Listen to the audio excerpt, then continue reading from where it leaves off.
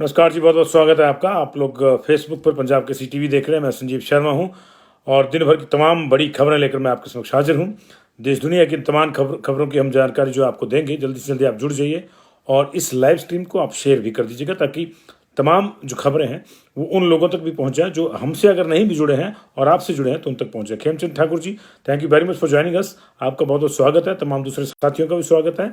Sunil Sharma ji, thank you very much. जो लोग comment करते हैं उनका नाम आ जाता है हमारे पास तो उसको ले पाते हैं हम। दीपक सोनी जी, सौरभ लखनपाल जी, गुड इवनिंग, कैसे हैं आप सब लोग। नरेश कुमार शर्मा जी, आपका भी शुक्रिया इस जुड़ाव के लिए। कुछ साथी और जुड़ जाएं तो फिर हम लोग अपना बुलेटिन जो है उसको विस्तार देंगे। दिन भर की तमाम बड़ी खबरों की चर्चा करेंगे। राहुल गांधी ने अपना भारत जोड़ो यात्रा का जो संपन्न वाला कार्यक्रम था वो आज किया और उनकी यात्रा आज संपन्न हो गई है। उस पर अनुराग ने तंज कसा है, लेकिन सुखविंदर सुक्खू ने भी वहाँ पे से जवाब दिया है बीजेपी को। और सुक्खू फिलहाल श्रीनगर में घिर गए हैं मौसम की खराबी की वजह से और उसके चलते जो है उनकी एलजी से मुलाकात रद्द हो गई है। मौसम ने हिमाचल प्रदेश में भी खूब उत्पात मचाया है। कई सड़कें और ट्रांसफार्मर ठप हो गए हैं। उधर एक फिदायीन हमले में पाकिस्तान की एक मस्जिद में अब तक 46 लोगों की मौत हो गई है। हिमाचल प्रदेश के नए चुने गए विधायकों को विधायिका की ट्रेनिंग दी जा रही है कि कैसे उनको जो है विधानसभा में काम करना है, कैसे नहीं करना है। लेकिन सबसे पहले बात करेंगे उस खबर की जिसको लेकर जो है निश्चित तौर से आपका भी दिल पसीजेगा। लगातार इस मुद्दे पे बहस हो रही है हिमाचल प्रदेश में कि पिछली सरकार ने कुछ ऐसे काम किए कि अगले आने वाली सरकार को वो डिनोटिफाई करने पड़े। दफ्तरों की बात करें, 5,000 करोड़ रुपए के ऐसे दफ्तर सरकार ने खोले थे पिछली ने जाते जाते। ये दावा है मौजूदा सरकार का और मुख्यमंत्री सुखविंदर सिंह सुक्खू का कि जिनको बजट में कोई प्रावधान नहीं था, लेकिन जिन नौकरियों के दम पर बोर्ड बटोरने की कोशिश की गई उनके साथ भी जो है ठगी हो गई। एक तरह से ये ठगी जो है एमटीडब्ल्यू वर्कर्स के साथ हुई है। आपको ध्यान होगा बड़े जोर शोर से सरकार के आखिरी जो महीने थे कार्यकाल के पिछली सरकार के, उसमें ये एमटीडब्ल्यू की भर्ती हुई थी। शुरू से विवादों में रही। कहीं किसी को सीमेंट की बोरी उठाकर दौड़ाया जा रहा है, कहीं किसी को बजरी की बोरी उठाकर दौड़ाया जा रहा था। उसको लेकर काफ़ी इफ्स एंड बट्स हुए थे, लेकिन इसके बावजूद बेरोजगारों को जो है कोई उनके पास चारा नहीं था। उन्होंने जो बहुत ज़्यादा नीडी लोग थे उन्होंने इसके बावजूद भी जो है उस नौकरी को ज्वाइन किया, लेकिन उनके हाथ खाली ही रहे।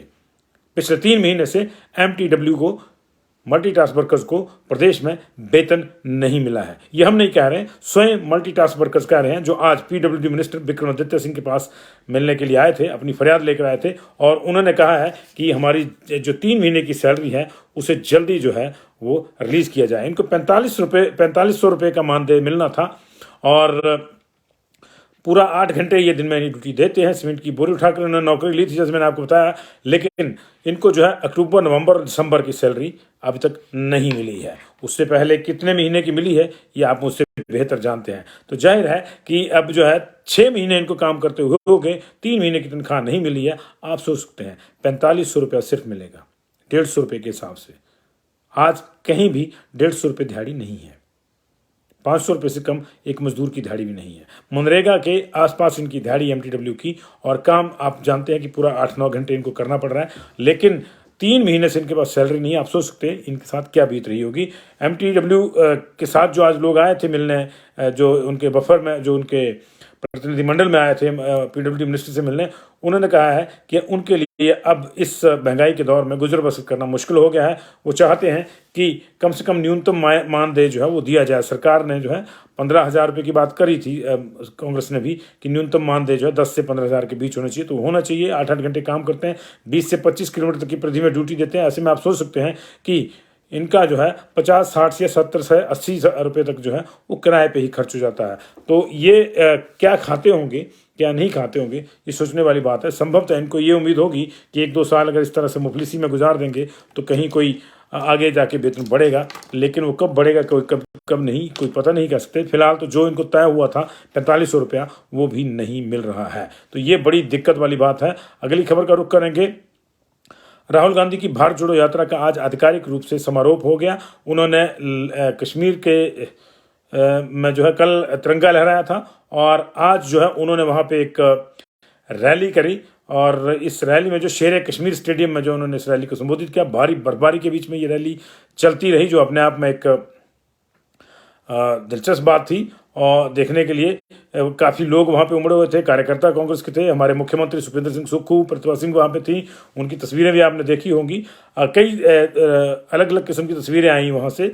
और इस भाषण 35 मिनट का था, इस रैली में जो दिया राहुल गांधी ने, और उसमें उन्होंने जो है बातों ही बातों में बीजेपी, मोदी, शाह, आरएसएस इनको जो है आड़े हाथों लिया।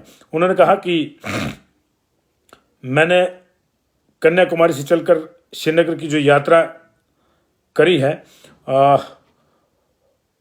उसमें मैंने ये महसूस किया है कि लोग बीजेपी की नीतियों से त्रस्त हैं। और ख़ास तौर से उन्होंने कहा, एक इमोशनल स्पीच उन्होंने दी उसमें, जिसमें कहा कि मैं जम्मू कश्मीर के लोगों से और सेना के सुरक्षा बलों से कुछ कहना चाहता हूं कि उन्होंने हिंसा देखी है, मैंने हिंसा देखी है, इसलिए हम लोगों को जो है एक दूसरे का दर्द समझ में आता है। लेकिन जिन्होंने हिंसा नहीं देखी, उन्होंने इशारा किया मोदी, शाह और संघ के लोगों की ओर को, वो जो है ये दर्द नहीं समझ सकते। उन्होंने कहा कि मैं 4 दिन जम्मू से श्रीनगर तक पैदल चला, लेकिन मैं चुनौती देता हूं कि कोई भी बीजेपी का नेता या आरएसएस का नेता इस तरह से यात्रा जम्मू कश्मीर में नहीं निकाल सकता। उसकी वजह यह नहीं कि जम्मू कश्मीर के लोग उनको ऐसा नहीं करने देंगे, उसकी वजह यह है कि वो खुद के अपने जो नीतियां हैं, उनके जो कारनामे हैं, उनसे डरते हैं। खैर, राहुल गांधी की इस रैली के बाद अब उन पर जो है हमला भी हुआ। ये हमला बीजेपी के युवा मंत्री अनुराग ठाकुर ने कहा है। उन्होंने कहा है कि पीएम मोदी के नेतृत्व में जम्मू कश्मीर में 370/35 से खत्म हुआ और जे.एंड.के जो है विकास के पथ पर आगे बढ़ा। सुरक्षा चौक चौबंद हुई है, अमन बहाल हुआ है।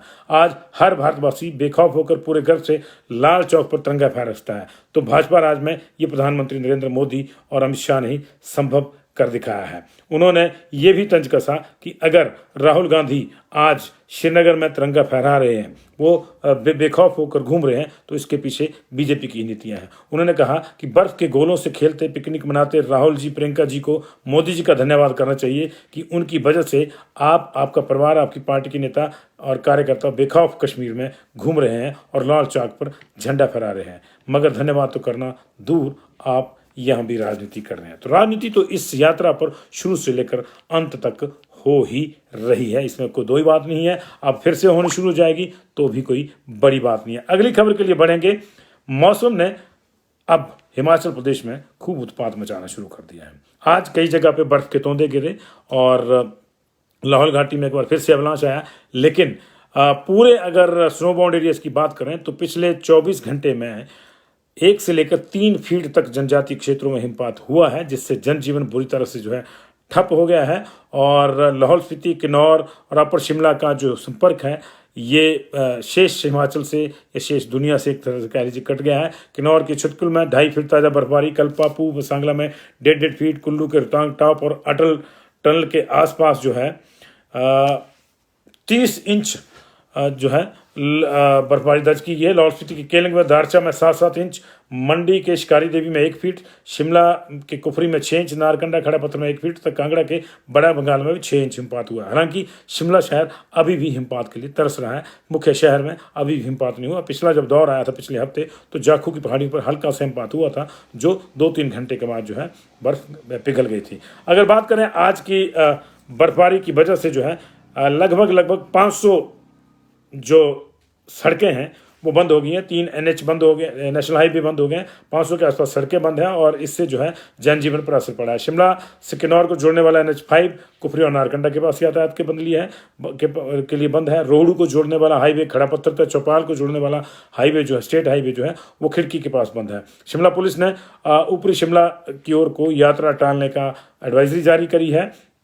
चंबा जिले में 14 सड़कें बंद हैं, कांगड़ा में 2, किन्नौर में 72, कुल्लू में 3, लाहौल स्पीति में 177। लाहौल स्पीति में वैसे भी 140 के आसपास सड़कें 2 दिन पहले भी बंद थी, तो उसमें ज़्यादा बढ़ोतरी नहीं हुई है। लेकिन जो बढ़ोतरी हुई है शिमला में हुई है। शिमला में आज जमकर जो है मौसम ने अपना कहर बरपाया इस लिहाज से, और जो शिमला 3 दिन पहले सिर्फ 35 सड़कें अवरुद्ध थी, अब वहाँ 190 सड़कें जो हैं वो अवरुद्ध हैं आज की डेट में। सिरमौर जिले में 6 सड़कें बंद पड़ी हैं और मंडी में भी 19 सड़कें बंद हैं। 2223 ट्रांसफार्मर अब तक की सूचना के मुताबिक इस बर्फबारी के बाद ठप हो गए हैं। चंबा में 137, कांगड़ा में 272 ट्रांसफार्मर ठप हैं, कुल्लू में 232, लाहौल स्पीति में 130, मंडी में 337 और सबसे ज़्यादा ट्रांसफार्मर ठप हुए हैं शिमला में 610। और ऐसे में आप सोच सकते हैं कि इन 4-5 जिलों में जो जनजीवन है अंधेरे में है और लोगों को कितनी दिक्कतें आ रही होंगी। भारत जोड़ो यात्रा पर जब अनुराग का हमला आया तो उधर से जो है सुखविंदर सिंह सुक्खू ने भी मोर्चा संभाला। उन्होंने जो है आज भी वे उस कार्यक्रम में शिरकत कर रहे थे जो श्रीनगर में हुआ। हालांकि उसके बाद उनको 4:30 बजे लेफ्टिनेंट गवर्नर जो है जम्मू कश्मीर को उनसे मिलना था जम्मू में, लेकिन वो मुलाकात इसलिए नहीं हो पाई क्योंकि उनको फ्लाइट नहीं मिली। वहाँ पे मौसम के खराबी की वजह से जो है उनको एयर कनेक्टिविटी नहीं संभव थी वहाँ पे, और इसलिए अभी वो श्रीनगर में ही रुके हुए। कल वो दिल्ली जाएंगे, लेकिन उन्होंने कहा है कि भारत जोड़ो यात्रा को कन्याकुमारी से कश्मीर तक लोगों का अपार स्नेह और समर्थन मिला है। यह यात्रा शांति और सौहार्द के संदेश के साथ साथ भारत जोड़ने के लक्ष्य को साधने में सफल हुई है, और इसकी सफलता से बीजेपी का भन्नाना जो है वो जाहिर सी बात है कि स्वाभाविक है। राहुल गांधी ने यात्रा डर की राजनीति के खिलाफ और अन्याय के विरोध के उद्देश्य से शुरू की थी। भारत जोड़ो यात्रा ने पिछले 5 महीने में 14 राज्यों में 3570 किलोमीटर से अधिक की दूरी तय की है, जिसे देश के सभी वर्गों का अपार सहयोग और स्नेह प्राप्त हुआ है। ये सुखविंदर सिंह सुक्खू का बयान था जी। और अगली खबरों की चर्चा हम करेंगे।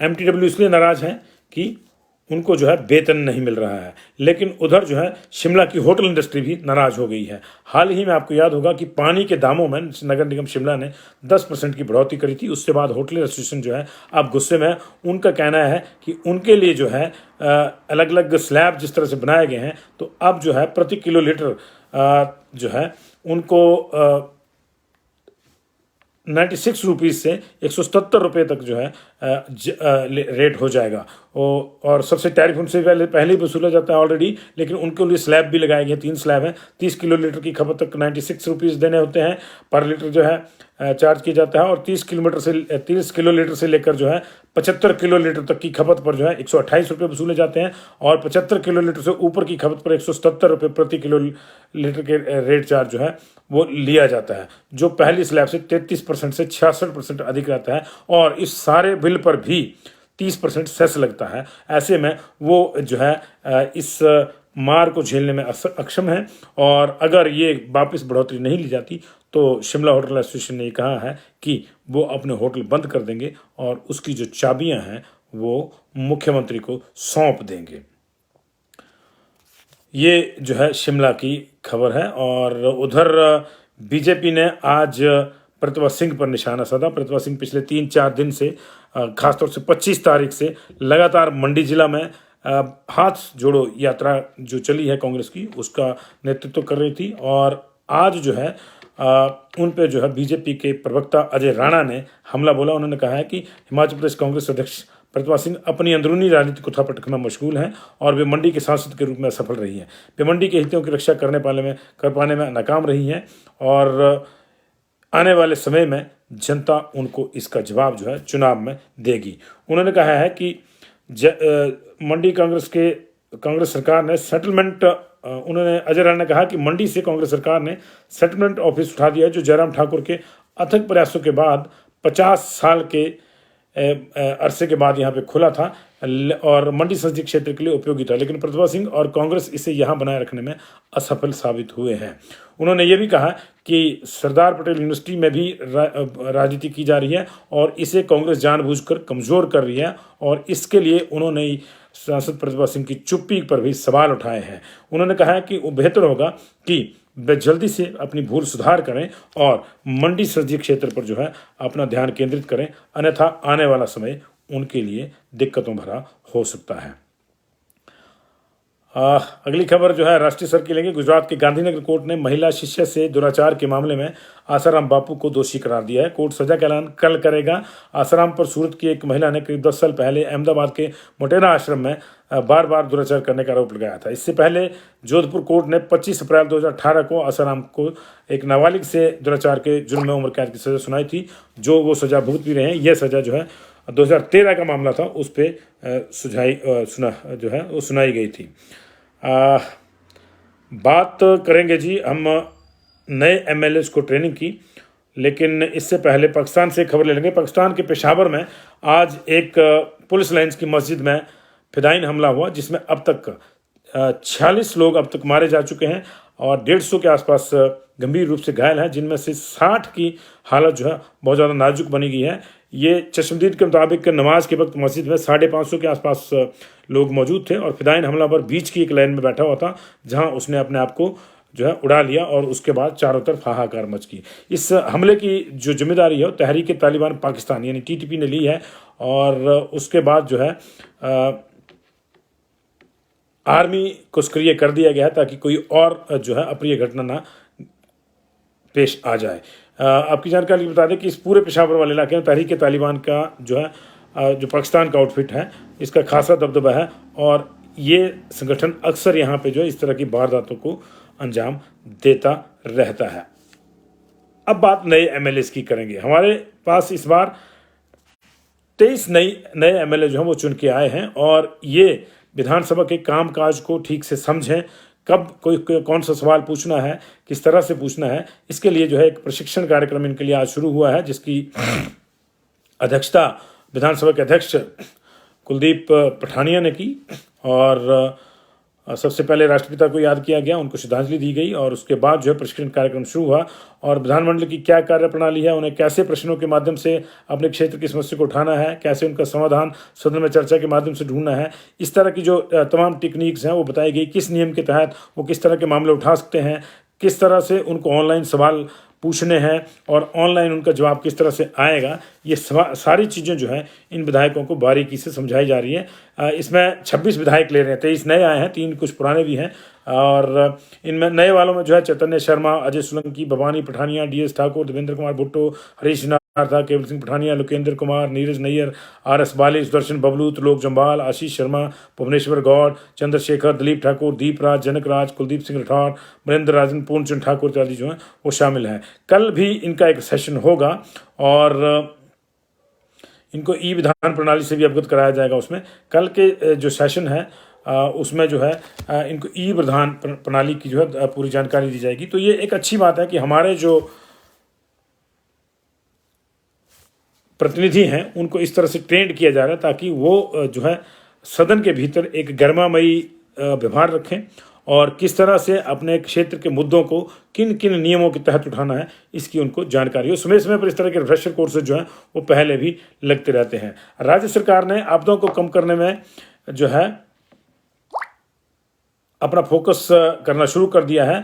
खासतौर से जोशीमठ के दसाव की हालिया घटना का संज्ञान लेते हुए मुख्यमंत्री ठाकुर सुखविंदर सिंह सुक्खू ने राज्य सरकार के अधिकारियों को आपदा प्रबंधन प्रतिक्रिया की क्षमता प्रणाली में सुधार के लिए एक अग्रिम चेतावनी एडवांस सेंसिटिव सिस्टम जो है वो विकसित करने के लिए निर्देश दिए हैं। और एक प्रवक्ता ने सरकार के प्रवक्ता ने जानकारी देते हुए कहा कि इस निर्णय से भूकंप संभावित क्षेत्रों की पहचान करने में सहायता मिलेगी और भूस्खलन एवं धंसाव वाले क्षेत्रों की भी विस्तृत रिपोर्ट तैयार करने में ये मददगार साबित होगी। मुख्यमंत्री ने इसके लिए टारगेट दिया है और उस टारगेट के तहत जो है ये काम हो रहा है। तो ये अब तक की बड़ी खबरें थी। मौसम अभी भी खराब बना हुआ है। आज रात को भी अधिकांश इलाकों में जो है वो बारिश हो सकती है। कल और परसों भी मैदानी जो ठेठ मैदानी इलाके हैं उनको छोड़कर मध्यम और ऊपरी ऊंचाई वाले जो हैं क्षेत्र उनमें बारिश और ऊपरी जो बहुत अत्यधिक ऊंचाई वाले क्षेत्र हैं, ऊपरी पर्वतमालाएं हैं, वहाँ पे बारिश के साथ साथ बर्फबारी का भी अलर्ट जारी किया गया है। तो आप अपना ख्याल रखिए और अगर बहुत ज़्यादा जरूरी ना हो तो एडवाइजरी यही है कि घर से बाहर ना निकलें। अशोक वर्मा जी, देखिए मैंने कल भी बताया था कि ये जो अधीनस्थ कर्मचारी चयन आयोग है इसकी सस्पेंशन के लिए जो है 60 दिन का समय सरकार ने बताया था कि 60 दिन के लिए इसको सस्पेंड किया जाता है। तो अभी 1 महीना पूरा हुआ है, आप खुद ही लिख रहे हैं, तो 1 महीना और रुकिए क्योंकि जांच भी हो जाएगी, उसके बाद ही सारी चीज़ें होंगी। अन्यथा कई पेपर जो हैं इसमें क्वेश्चन मार्क में हैं, उन चीज़ों को भी सामने आने दीजिए और इसको फिर सरकार ने कहा है कि इसको रिज्यूम जो है हम लोग करेंगे।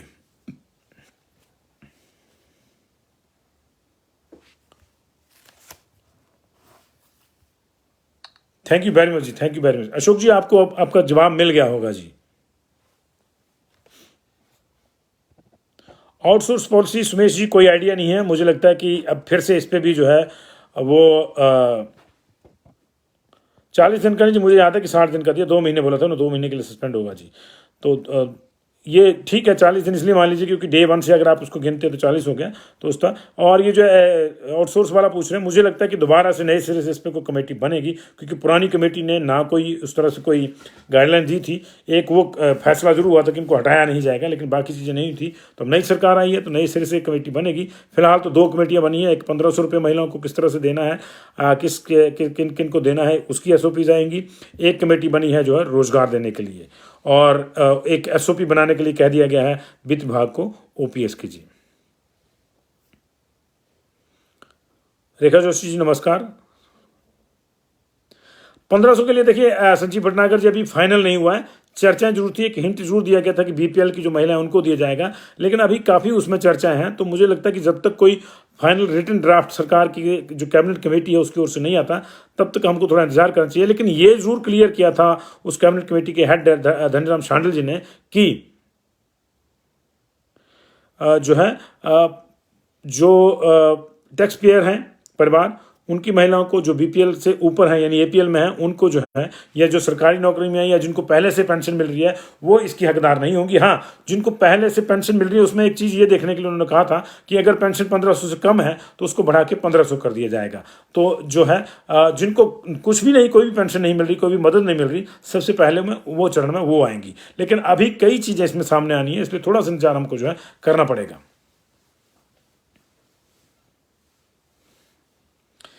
निमान जी, आपकी बात हम समझ रहे हैं कि युवा जो हैं उस कर्मचारी चयन आयोग के जो है सस्पेंड होने से परेशान हैं, लेकिन मुझे नहीं लगता व्यक्तिगत रूप से भी, क्योंकि बहुत ज़्यादा पिछड़ गए होंगे हम। परेशान तो युवा फिर आप तब भी होंगे अगर पेपर लीक हो जाता है, तो उसका मामला भी जो सामने आना जरूरी है। और जो भर्तियां हैं वो होंगी ही होंगी। ऐसा नहीं है कि 2 महीने के दौरान अगर कोई भर्तियां जो होनी थी उनको परमानेंटली रद्द कर दिया जाएगा, तो होंगी ही। लेकिन वो जो है पूरा मामला जो है उसके लिए किया जा रहा है। ये लाखों युवाओं के भविष्य के साथ खिलवाड़ भी वहीं हो रहा था। सवाल तो वहाँ है, लेकिन खिलवाड़ भी वहीं हो रहा था जी। मोहित ठाकुर जी, आप भी ये भूमिका निभा सकते हैं जी, आप ये भूमिका निभा सकते हैं जी।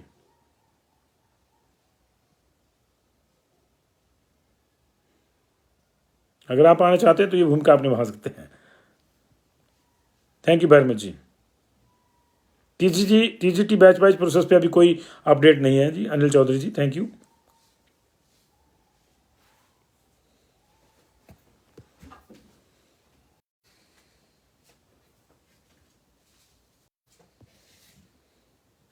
डिम्पल शर्मा जी, आपका भी बहुत बहुत शुक्रिया इस जुड़ाव के लिए। तमाम साथियों का शुक्रिया जी, इसको काइंडली शेयर कर दीजिएगा ताकि अधिक से अधिक लोगों तक ये पहुंचे।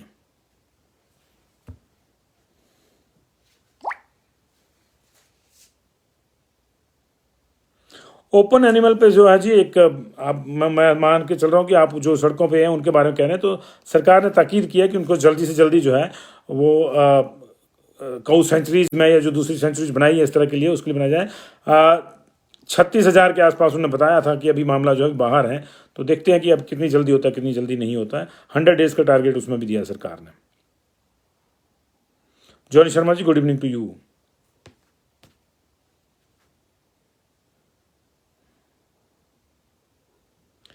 ओम प्रकाश जी, सरकारी विभागों की भर्तियां मुझे लगता है कि जो नौकरियों वाली जो कमेटी है उसके बाद ही खुलेंगी।